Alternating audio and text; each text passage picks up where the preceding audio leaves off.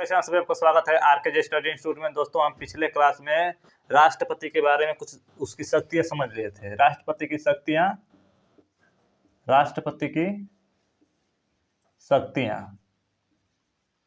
पिछले क्लास में आपको 3-4 शक्तियां इसके बारे में बता दिए थे। पहले क्या थी आपको बताए थे, राष्ट्रपति के कार्यपालिका के बारे में बता दिए थे, कार्यपालिका शक्ति बता दिए थे। दूसरी आपको बता दिए थे राष्ट्रपति का शिक्षा संबंधी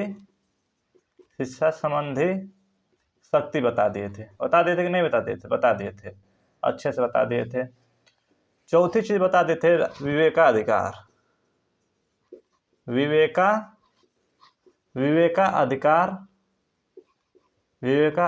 शक्ति, इसको भी आपको अच्छे से बता दिए थे। शक्ति चौथी चीज क्या किए थे? विशेषाधिकार शक्ति,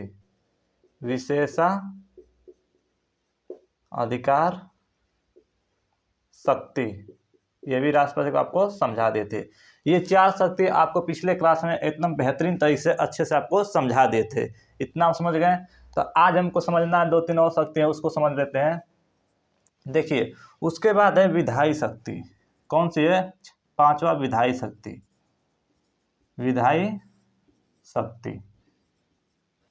कौन सी 5वां है? विधायी शक्ति। विधायी शक्ति का मतलब होता है, विधायी का मतलब होता है कानून। क्या होता है? कानून। विधायी शक्ति का मतलब होता है राष्ट्रपति का कानून की शक्ति। क्या कहते हैं उससे? राष्ट्रपति का कानून की शक्ति। जैसे समझ लीजिए, विधायी जो शक्ति है, राष्ट्रपति का स्पेशल शक्ति है, वो कानून की शक्ति है। कभी कभी देखते होंगे भारत में कभी कभी आपात लग जाता है। आपात मतलब होता है इमरजेंसी। क्या होता है? इमरजेंसी। कभी कभी भारत में आपात लगता है, इमरजेंसी लग जाता है, तो कौन नियम कानून बनाता है? राष्ट्रपति नियम कोई बना देते हैं। कोई भी मान लीजिए आपात लग जाता है, तो वहाँ पर कौन नियम बनाएंगे? राष्ट्रपति बना देंगे। लेकिन उनका ज़्यादा दिन तक उनका नियम नहीं चलता है, जब तक संसद से अप्रूवल ना मिल जाए। अगर संसद उनके कानून को, जो राष्ट्रपति कानून बनाया है, अगर संसद उनको अप्रूवल दे दे, तो वो कानून ज़्यादा दिन तक आगे भी चल सकता है। इतना समझ गए। देखिए आगे, जो ये आपका विधायी शक्ति है, कौन बनाते हैं इसको? राष्ट्रपति। कौन बनाते हैं? राष्ट्रपति। कब बनाते हैं? जब कभी भारत में आपात लग जाए, आपातकालीन आ जाए, इमरजेंसी आ जाए, उस समय राष्ट्रपति कानून बना देते हैं। तीसरी चीज इसमें, दूसरी चीज क्या है विधायी में, कि राष्ट्रपति को देखें कि एक और शक्ति है। कभी कभी देखते होंगे, जिसे ये संसद है। क्या है? संसद में आपको बताया है 2 पार्ट हैं, लोकसभा और राज्यसभा। इसमें आपको देखे होंगे 2 एंग्लो इंडियन को चुनते हैं राष्ट्रपति। इसमें 12 मनोनीत सदस्यों को चुनते हैं। 2 एंग्लो इंडियन चुनने की शक्ति किसको है? विधायी शक्ति में अंतर्गत आता है। किसको है? राष्ट्रपति को है। 12 मनोनीत सदस्य को भी चुन सकते हैं, क्योंकि राष्ट्र में 12 मनोनीत सदस्य को इसलिए चुना जाता है, आपको हम पिछले क्लास में बताए हैं, इसलिए चुना जाता है क्योंकि संसद में पढ़े लिखे लोगों की कमी न हो, इसलिए 12 सदस्यों को राज्यसभा में चुना जाता है। ये 2 एंग्लो इंडियन को क्यों चुना जाता है? क्योंकि इनके भी, जो एंग्लो इंडियन किसे कहते हैं, आपको अच्छे से बताए हैं, तो यहाँ बताने की उतनी आवश्यकता भी नहीं है। इतना आप समझ गए कि राष्ट्रपति जो 12 मनोनीत सदस्य 2 एंग्लो इंडियन चुनने किसमें शक्ति है? विधायी शक्ति में है। किसके है? विधायी शक्ति में। तीसरी जो चीज है, राष्ट्रपति की एक और शक्ति है विधायी शक्ति, उसको देख लीजिए। जब कभी भी संसद कानून बनाती है, जैसे मान लीजिए कोई भी कानून बना दे रही है, मान जीएसटी जैसे बना, मान के चलिए, सपोज कीजिए जीएसटी बना, लोकसभा से पारित हो गया, राज्यसभा से पारित हो गया, दोनों तरफ से पारित हो गया ये जीएसटी का प्रस्ताव। ये जीएसटी का प्रस्ताव दोनों तरफ से पारित होने के बाद किसके पास आएगा? राष्ट्रपति के पास आएगा। राष्ट्रपति अगर इस पर सिग्नेचर कर देते हैं, तो ये पूरी तरह से नियम बन जाएगा और भारत में लागू हो जाएगा। लेकिन अगर राष्ट्रपति जीएसटी का मान लीजिए प्रस्ताव लाया गया, राष्ट्रपति सिग्नेचर नहीं करते हैं, तो क्या वो नियम बन सकता है? पूरे भारत में लागू हो सकता है? नहीं हो सकता है। इतना आप समझ गए। तो देखिए, राष्ट्रपति के पास 3-4 तरह की और भी शक्तियां हैं। वो क्या है? ये जिसे इसको कहते हैं वीटो पावर। क्या कहते हैं? वीटो पावर में 3 तरह के पावर होते हैं। अत्याकारी वीटो पावर, लंबकारी वीटो पावर और पार्किट वीटो पावर। इसको अनुच्छेद 111 में पढ़ेंगे आगे। किसमें पढ़ेंगे? अनुच्छेद 111 में आगे पढ़ेंगे। तो यहाँ पर उतना नहीं आपको समझाते हैं, बस इतना समझ लीजिए राष्ट्रपति का वीटो पावर 3 तरह से है, अत्यंतकारी वीटो पावर, लंबकारी वीटो पावर और पैकेट वीटो पावर, इतना समझ गए। चलिए दूसरी चीज़ समझ लेते हैं, राष्ट्रपति के विधायक शक्ति में एक और चीज़ है कि राष्ट्रपति, आपको बता दें ना कि राष्ट्रपति कोई भी संसद अगर कोई प्रस्ताव कानून बनाती है तो फाइनली सिग्नेचर किसका चाहिए, राष्ट्रपति का चाहिए, तभी वो पूरे भारत में लागू हो सकता है, इतना समझ गए। चौथी जो चीज़ है, चौथी चीज़ वो बार बार क्वेश्चन पूछा गया है कि राष्ट्रपति, देखिए जो संयुक्त अधिवेशन कौन बुलाते हैं, ये क्वेश्चन पूछा गया, एसएससी पूछी थी कि संयुक्त अधिवेशन कौन बुलाते हैं, तो राष्ट्रपति। अब संयुक्त अधिवेशन क्या होता है, जब भी लोकसभा में और राज्यसभा में कभी झगड़ा हो जाता है, जैसे किसी मुद्दे को लोग कभी झगड़ा हो जाता है तो लोकसभा राज्यसभा में, तो उसको संयुक्त अधिवेशन कौन बुलाते हैं, राष्ट्रपति बुलाते हैं, इतना आप समझ गए। देखिए अभिभाषण, राष्ट्रपति जो होते हैं वो संसद में जाके क्या दे सकते हैं, अपना अभिभाषण दे सकते हैं, इतना समझ गए कि राष्ट्रपति संसद में जाके अपना अभिभाषण भी दे सकते हैं। राष्ट्रपति की देखिए पहली जो राष्ट्र संसद की बैठक होती है वो अभिभाषण शुरू होती है, किससे शुरू होती है, अभिभाषण शुरू होती है, इतना समझ गए। इस पॉइंट को भी याद रखिएगा, कभी कभी क्वेश्चन में पूछ देता है। चलिए आगे समझ देते हैं, इतना समझ गए विधायी शक्ति क्या है राष्ट्रपति की। चलिए और आगे समझते हैं, इसके एक और शक्ति है विधायी शक्ति। छठवां कौन शक्ति है, छठवां शक्ति है राजनीतिक शक्ति, राजनैतिक शक्ति। राष्ट्रपति की राजनीतिक शक्ति से पॉलिटिकल पावर, क्या इसे कहते हैं इंग्लिश में, पॉलिटिकल पावर। इसे इंग्लिश में क्या कहते हैं, विधायी शक्ति को कानून की पावर या एक्ट पावर, इतना समझ गए। देखिए जो राजनीतिक शक्ति है, इसका मतलब राजनीतिक शक्ति किसकी जिम्मेदारी कौन करता है, राष्ट्रपति को दिया गया है। तो राजनीतिक शक्ति है वो एक दूसरे देश से, एक देश भारत हो गया, दूसरे देश पाकिस्तान हो गया, इसके बीच रिलेशन बनाने का कार्य कौन करते हैं, राष्ट्रपति करते हैं, उसी को राजनीतिक शक्ति कहते हैं, इतना समझ गए। जैसे मान लीजिए पाकिस्तान है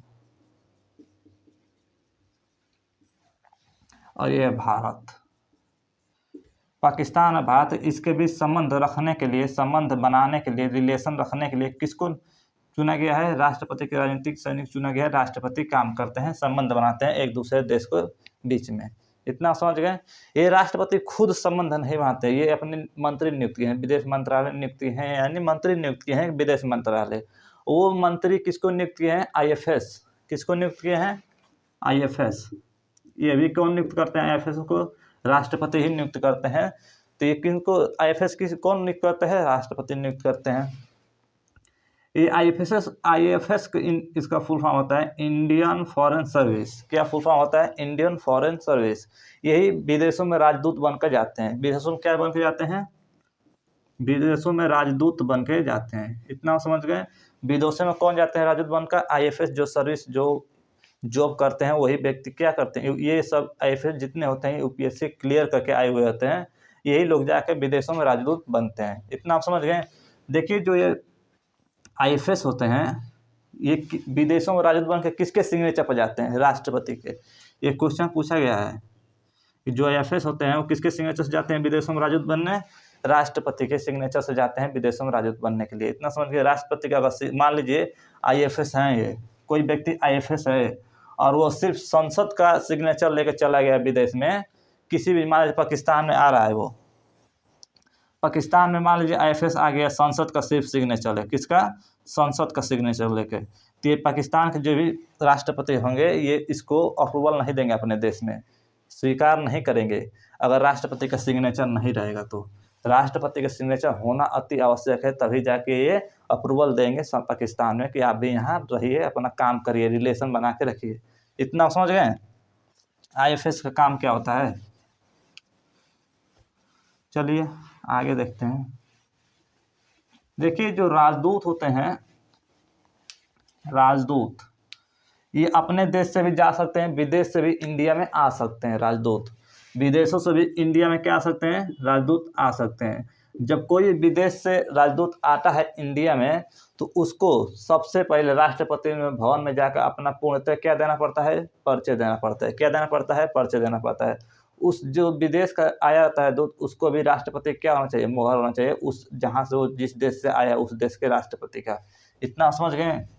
विदेश से भी आएगा तो कहाँ जाएगा? पहले विदेश से कोई राजदूत आएगा, विदेश से कोई राजदूत आएगा तो सबसे पहले कहाँ जाएगा? राष्ट्रपति भवन में अपना परिचय देगा। इतना आप समझ गए। दूसरी चीज़ है कि देखिए, हम लोग राजदूत हैं, हमारे इंडिया के जितने राजदूत हैं उनको कहा जाता है हाई कमिश्नर। क्या कहा जाता है?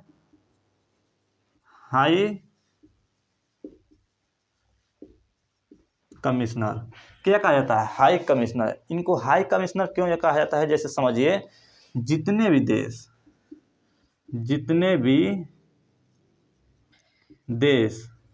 ब्रिटेन के गुलाम थे उनको कहा जाता है कॉमनवेल्थ। क्या कहा जाता है? कॉमनवेल्थ। उसी को कहते हैं हाई कमिश्नर। क्या कहते हैं? High commissioner. जितने भी देश ब्रिटेन के गुलाम थे किसी न किसी समय, अगर इस समय वो राजदूत रहेंगे, विदेशों में जाएंगे, तो उनको क्या कहा जाएगा? उस राजदूत को हाई कमिश्नर। जैसे समझिए, मान लीजिए कोई भारत का राजदूत जाता है, मान लीजिए चाइना में कोई भारत का राजदूत जाता है तो उसको क्या कहा जाएगा? High commissioner. क्या कहा जाएगा? High commissioner. और जितने भी देश ब्रिटेन के गुलाम नहीं थे उनके उस देश के राजदूत को कहा जाता है एम्बेसडर। क्या कहा जाता है? एम्बेसडर। क्या कहा जाता है? एम्बेसडर। क्या कहा जाता है? एम्बेसडर। जैसे समझिए, रूस किसी का गुलाम नहीं है, ब्रिटेन का गुलाम नहीं है रूस, तो वहाँ का राजदूत अगर इंडिया में आएगा तो उसको क्या कहा जाएगा? एम्बेसडर। क्या कहा जाएगा? एम्बेसडर। अगर इंडिया का दूत अगर रूस में जाएगा तो उससे क्या कहा जाएगा? उसको क्या कहा जाएगा? High commissioner. क्या कहा जाएगा? High commissioner. इतना आप समझ गए। चलिए आगे समझते हैं इसको। एक बार स्क्रीनशॉट ले लीजिए।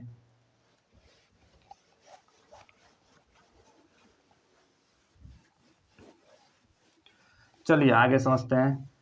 जो छठवीं शक्ति है,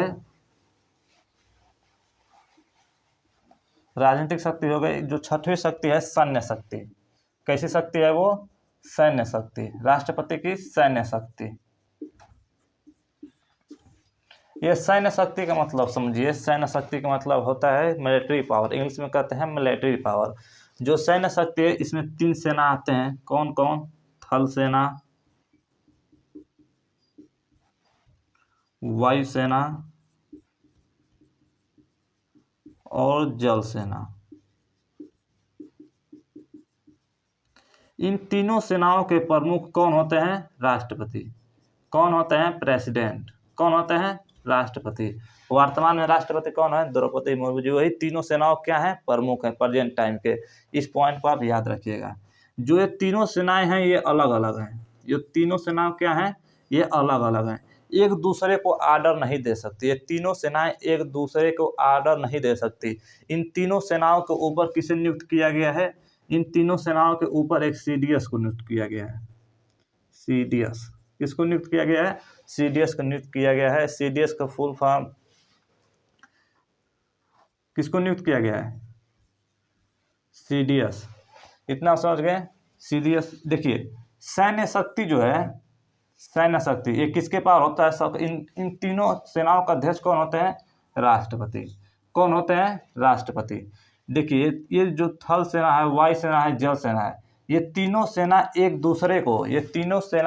दूसरे को ऑर्डर नहीं दे सकती। जैसे समझिए कैसे ऑर्डर नहीं दे सकते उसको देखिए। देखिए, जो मान लीजिए थल सेना है, ये कहीं घेरा गई, मान लीजिए पीओके गए या घेरा गए, मान लीजिए पीओके में घेरा गए, तो ये वायु सेना को अचानक ऑर्डर नहीं दे सकते कि आइए मुझे बचाइए। ये किसको कहेगी? सीडीएस को। किसको कहेगी? सीडीएस को। सीडीएस किसको कहेगा? वायु सेना को। सीडीएस के भी ऊपर है कौन? रक्षा मंत्री। सीडीएस के ऊपर कौन है? रक्षा मंत्री। अब इनके ऊपर कौन है? राष्ट्रपति। कौन है? राष्ट्रपति। कौन है? राष्ट्रपति। राष्ट्रपति के नीचे रक्षा मंत्री के नीचे सीडीएस के नीचे तीनों सेनाएं। इतना आप समझ गए। तो देखिए, मान लीजिए थल सेना कहीं घेरी गई हो तो ये डायरेक्ट किसी सेना को बोल सकती है, वो जल सेना, वायु सेना को बोल सकती है? नहीं बोल सकती। किसको बोलेगी? सीडीएस को बोलेगी। सीडीएस किसको बोलेगा? रक्षा मंत्री को बोलेगा। रक्षा मंत्री किसको बोलेगा? राष्ट्रपति को बोलेगा कि हमारा थल सेना घेरी हुई, तो वो किसको बोलेंगे? वायु सेना को बोलेंगे, तो वायु सेना जाकर उनकी मदद करेगी। इतना आप समझ गए सैन्य शक्ति का मतलब क्या होता है। तीसरी चीज समझिए इसमें, तीसरी चीज सैन्य शक्ति में, जो सैन्य शक्ति जो मान लीजिए युद्ध की घोषणा कौन करता है, राष्ट्रपति। युद्ध की घोषणा कौन करता है, युद्ध की घोषणा राष्ट्रपति करते हैं। उन्हीं के सिग्नेचर से युद्ध की घोषणा होती है और उन्हीं के सिग्नेचर पर युद्ध को रोका भी जाता है। उन्हीं के सिग्नेचर से युद्ध को रोका भी जाता है और उन्हीं के सिग्नेचर से युद्ध को शुरू भी किया जाता है। इतना आप समझ गए कि किसके सिग्नेचर से युद्ध होता है, किसके सिग्नेचर से युद्ध छूटता है, बंद होता है, किसके सिग्नेचर से, राष्ट्रपति के सिग्नेचर के। इतना आप समझ गए। देखिए आगे समझ लेते हैं इधर, जो राष्ट्रपति हैं, देखिए परमाणु हमला करने के लिए पहले 4 लोगों की सिग्नेचर जरूरत होती थी। भारत में पहले परमाणु, मान लीजिए किसी देश पर परमाणु हमला करना हो भारत से, तो पहले 4 लोगों के सिग्नेचर की आवश्यकता होगी। कौन कौन होंगे, पहले होंगे राष्ट्रपति, कौन होंगे, राष्ट्रपति। दूसरे पर होंगे प्रधानमंत्री, कौन होंगे, प्रधानमंत्री। तीसरे पर होंगे रक्षा मंत्री, रक्षा मंत्री। और चौथे पर होंगे थल सेना, थल सेना के प्रमुख। कौन होंगे, थल सेना के प्रमुख। तो ये 4 लोग के सिग्नेचर से पहले परमाणु हमला किसी देश पर किया जा सकता था, लेकिन प्रेजेंट टाइम वर्तमान समय 5 लोगों के सिग्नेचर लगना जरूरी है। कौन कौन, पहला है राष्ट्रपति, दूसरे हैं प्रधानमंत्री, तीसरे रक्षा मंत्री, तीसरे चौथे हैं थल सेना के प्रमुख। और जो 5वें व्यक्ति आए हैं वो हैं सलाहकार। किसके सलाहकार, सेना के सलाहकार।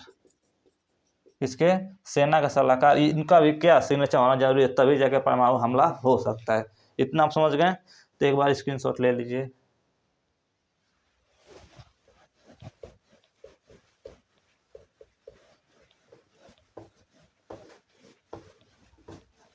देखिए सीडीएस का फुल फॉर्म होता है चीफ ऑफ डिफेंस स्टाफ। क्या होता है, chief of defence staff. CDS का फुल फॉर्म होता है, इसको नोट कर लीजिएगा, कोई इंपॉर्टेंट नहीं है, एग्जाम में पूछता भी नहीं उतना।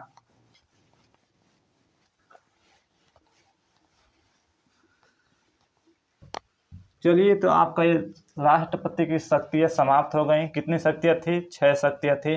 कौन कौन थी, कार्यपालिका शक्ति, दूसरा था राष्ट्रपति शिक्षा संबंधी शक्ति, तीसरा था विवेकाधिकार शक्ति, चौथा था विशेषाधिकार शक्ति, पांचवा कौन था, पांचवा था राजनीतिक शक्ति, छठवां था, आपको अभी बता दें। चलिए आगे समझते हैं। देखिए आगे है अनुच्छेद 72। अनुच्छेद 72 में क्या है, क्षमादान की शक्ति, राष्ट्रपति की क्षमादान की शक्ति है।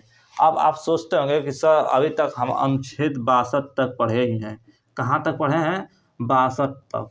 उसके बाद क्या पढ़े हैं, राष्ट्रपति की शक्तियाँ। तो 63, 64, 65, 66, 67, 68, 69, 70, 71 कहाँ गया, ये सब अनुच्छेद कहाँ गए। तो देखिए भाई साहब आपको बता दे रहे हैं, जितने भी आपको 63 से 71 तक अनुच्छेद हैं, ये किस में है, 63 जितने भी आगे अनुच्छेद हैं 72 के बीचों में 71 तक, ये सभी अनुच्छेद किस में है, उपराष्ट्रपति में। कितने किस में है, उपराष्ट्रपति में। तो देखिए ये सब अनुच्छेदों उस उपराष्ट्रपति की चर्चा है। तो अनुच्छेद अगर मान लीजिए 62 पढ़ लिए हैं, उसके बाद अगर 63 पढ़ाएंगे तो इसी में उपराष्ट्रपति को पढ़ाना पड़ेगा, तो ये छूट जाएगा राष्ट्रपति का। तब फिर 72 तो समझाएंगे तो आप कंफ्यूज हो जाएंगे। इसलिए मैं सोच रहा हूँ कि आप सभी को राष्ट्रपति के जितने भी रिलेटेड क्वेश्चन बनते हैं, राष्ट्रपति के जितने भी क्षमादान शक्ति हैं, जितने भी शक्तियां हैं राष्ट्रपति का, इसी क्रम में पढ़ लें। पहले राष्ट्रपति को पढ़ लें, उसके बाद इसको खत्म करने के बाद उपराष्ट्रपति को 63 से अनुच्छेद 63 से स्टार्ट करेंगे। इतना आप समझ गए। तो चलिए कोई दिक्कत नहीं, उस तरह कन्फ्यूज हो जाएंगे इस तरह पढ़ेंगे तो, इसलिए उस तरह पढ़ा रहे हैं हम। देखिए इसमें है अनुच्छेद 72 में क्षमादान की शक्ति। क्षमादान का शक्ति का मतलब होता है राष्ट्रपति का इस 5 तरह का क्षमादान की शक्ति प्राप्त है। इसमें 5 तरह से संविधान की शक्ति, संविधान में कहा गया है कि राष्ट्रपति को 5 टाइप का, राष्ट्रपति को 5 टाइप का क्षमादान करने की शक्ति है। पहला है क्षमा। क्षमा में मतलब समझिए क्या चीज है। क्षमा का मतलब होता है कि राष्ट्रपति किसी भी, राष्ट्रपति राष्ट्रपति किसी भी मामले या फौजदारी हो किसी भी मामले को माफ कर सकते हैं, किसी भी मामले को पूर्णतः माफ कर सकते हैं।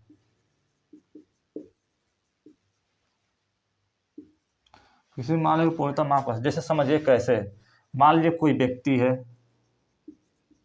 क्या है, कोई व्यक्ति है, अगर वो मर्डर कर दिया हो, क्या कर दिया हो, मर्डर कर दिया हो, और इस पर सुप्रीम कोर्ट और हाई कोर्ट दोनों ने ये कह दिया कि इस व्यक्ति को फांसी दे दी जाए। क्या कर दिया जाए, इस व्यक्ति को फांसी दे दिया जाए।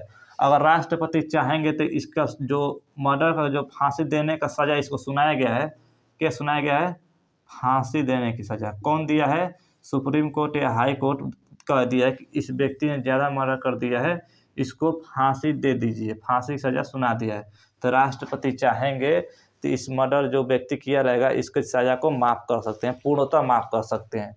उसकी सज़ा फांसी तुम पूर्णतः क्या कर सकते हैं, माफ़ कर सकते हैं। जैसा ऐसे कि कोई कुछ कार्य, मतलब ऐसा कि कोई कुछ गलती किया ही ना हो, गलत नहीं किया, वैसे व्यक्ति को माफ़ कर सकते हैं। आम व्यक्ति की तरह वो भी जीवन जीने लगेगा अगर माफ़ कर देंगे तो। राष्ट्रपति की इतनी पूर्णतः शक्ति है, पहले में है, क्षमा में। किसमें है, क्षमा में। इतना समझ गए। तो आज के लिए इतना ही रहने देते हैं, कल के क्लास में हम आएंगे तो और राष्ट्रपति की 4 क्षमादान शक्ति है उसको समझेंगे आगे। इसी तरह बढ़ते जब हम लोग को वीटो पावर, अनुच्छेद 111 में है वीटो पावर। 3 तरह के वीटो पावर आपको बताए हैं, उसी 3 तरह को अच्छे से पॉइंट बाय पॉइंट समझेंगे। उसके बाद हम लोग उपराष्ट्रपति अच्छे से समझेंगे। तो आज के लिए इतना ही रहने देते हैं। जय हिंद।